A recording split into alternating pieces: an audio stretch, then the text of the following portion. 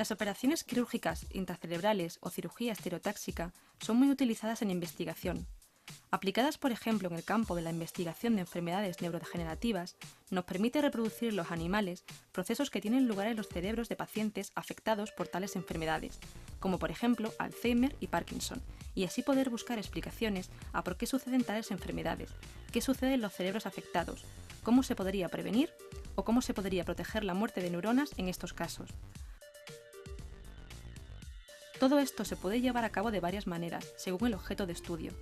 Es decir, mediante esta cirugía, se pueden inyectar en el cerebro sustancias que produzcan daño en un área determinada, como tóxicos, proinflamatorios, etc.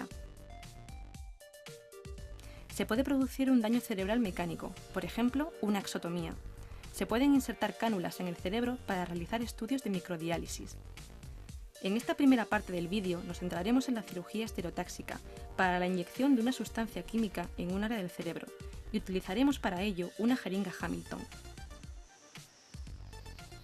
Pero sea cual sea el procedimiento a seguir, lo primero que hay que hacer es anestesiar al animal para evitar que sienta dolor. Una de las formas de anestesiar a los animales consiste en la utilización de un vaporizador de isoflurano.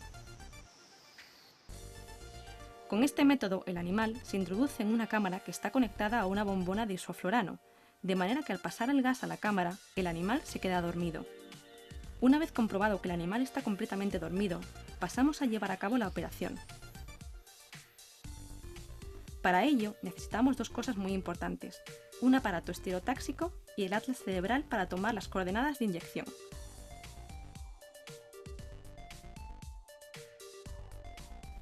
El aparato estereotáxico es un instrumento que permite al investigador situar un objeto, cánula, electrodo o una sustancia, droga, en un lugar específico del cerebro.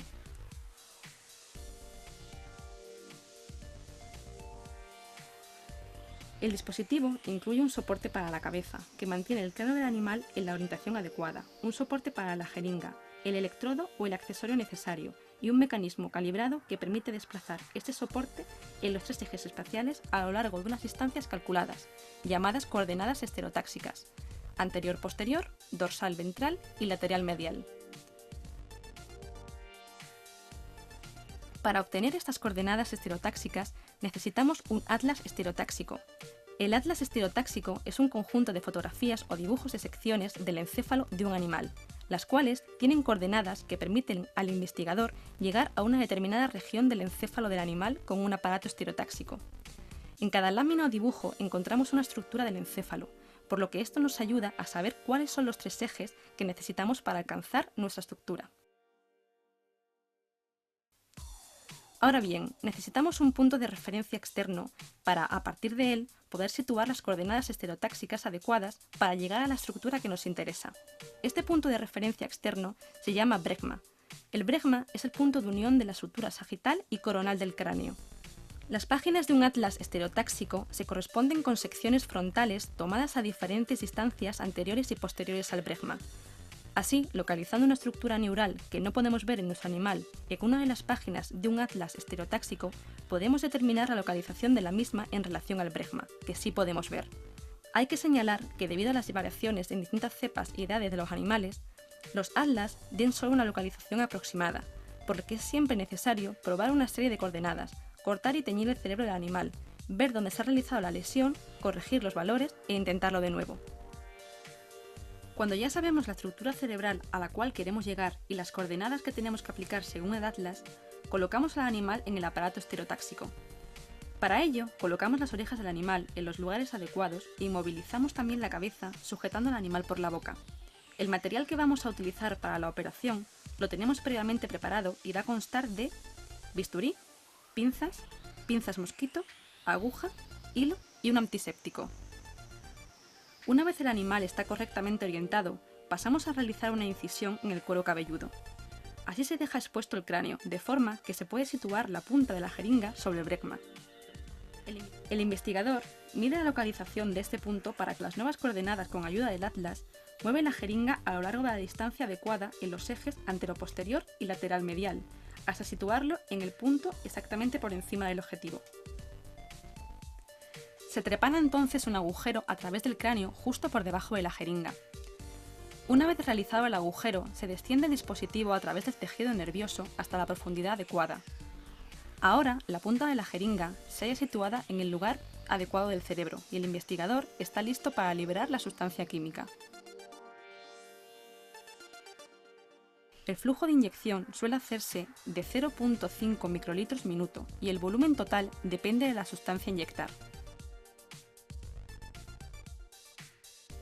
Una vez finalizada la intervención quirúrgica, se sutura la herida, se saca al animal del aparato estereotáxico y se le permite recuperarse de la anestesia devolviéndolo a la jaula y cubriendo el cuerpo con serrín para protegerlo de la hipotermia que se produce por la anestesia. En esta segunda parte vamos a ver cómo se lleva a cabo una axotomía. La axotomía consiste en la transección o rotura de fibras y supone un poderoso estímulo del crecimiento de los axones y cambios plásticos como respuesta a una reorganización de los axones.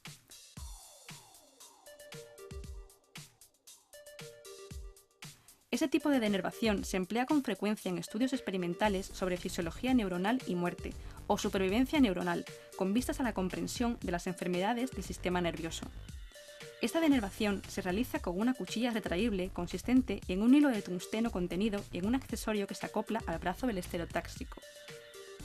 El procedimiento a seguir para realizar una axotomía es similar al anteriormente explicado, con la única diferencia de que en lugar de una jeringa, el brazo del estereotáxico porta dicho accesorio. Por lo tanto, de la misma manera que antes, se anestesia al animal, se coloca en el estereotáxico, se hace la incisión, se toman las coordenadas del bregma, se recalculan las nuevas coordenadas, se trepan al cráneo y se baja el brazo que contiene la cuchilla hasta la distancia deseada. Una vez en la región del cerebro seleccionada, lo que se hace es girar la rueda situada en la parte superior del accesorio. Esto hace que el hilo de tungsteno, que actúa de cuchilla, salga al exterior unos pocos milímetros. Una vez sacado el hilo, se sube y se baja varias veces el brazo del estereotáxico unos milímetros, para asegurar el corte de los axones. Esto produce un mínimo daño al tejido de alrededor, mientras que corta las fibras que se encuentran perpendiculares a la hoja. Una vez realizado el corte, giramos la rueda en sentido contrario para introducir el hilo y subimos el brazo del estereotáxico para sacar el tubo del interior del cerebro. A continuación, suturamos la herida y dejamos al animal que lleve a cabo su posoperatorio.